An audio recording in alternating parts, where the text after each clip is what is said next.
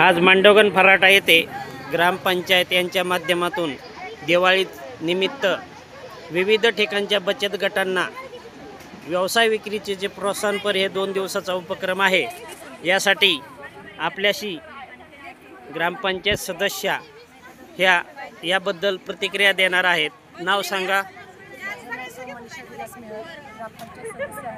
आज महिलांनी हा जो उपक्रम केला आहे, स्वादिष्ट जेवण वडापाव पाणीपुरी खाऊन बघितला तर इतकं सुंदर आणि स्वादिष्ट हाताला चव असेल अशा प्रकारचा पदार्थ त्यांनी घरगुती बनवलेला आहे। तसेच आम्ही सर्व सदस्य मिळून प्रत्येकाने एक प्लेट घेऊन खाऊन बघितली तर बाहेरच्या खाण्यापेक्षा घरच्या महिलांनी बनवलेलं खाणं आरोग्यालाही उत्तम आहे आणि त्यांचं खाणं इतकं स्वादिष्ट आहे। तसेच इतर महिलांनीही त्यांच्या हाताने बनवलेले वेगवेगळे दिवाळी पदार्थही उत्कृष्ट आहे, कमी दर्जाची मस्त मापत आणि घरामध्ये घरगुती सामान्यापासून तर वरच्यापर्यंत सगळ्यांनाही उत्कृष्ट दर्जाचा इथे माल उपलब्ध आहे आणि सर्वांनी येऊन याचं एकदा स्वादिष्ट घ्यावं अशी मी सगळ्यांना विनंती करते। सुस्वागत। याबद्दल ग्रामपंचायतच्या सर्व सदस्य यांचं कौतुक होत आहे, त्याबद्दल काय सांगू शकताय?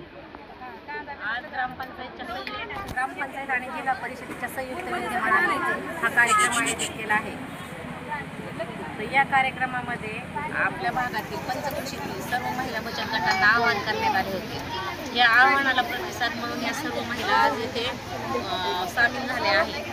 तर यामध्ये महिलांच्या व्यवसायाला चालना मिळावी आणि बचत गटाच्या माध्यमातून महिलांना सहकार्य करून महिलांनी बचत गटाच्या माध्यमातून व्यवसायामध्ये उतरावं। घरकाम पाहता पाहता आपण आपल्या कुटुंबाला थोडासा हातभार लावता यावा म्हणून कुटुंबाला हातभार लावण्यासाठी यामध्ये उतरावा आणि स्वतःच्या पायावर भरावा यासाठी आम्ही या बचत गटामार्फत दिवाळीचा औचित्य साधून हा कार्यक्रम ठेवला आहे। तर याच्यामध्ये बचत गटातील महिलांनाही प्राधान्य मिळालं आहे आणि तसेच आमच्या पंचकृषीतील सर्व महिला इथे खरेदीसाठी येणार आहेत। त्याच्यामुळं त्यांना एक चांगली अशी बाजारपेठ उपलब्ध झाली आहे।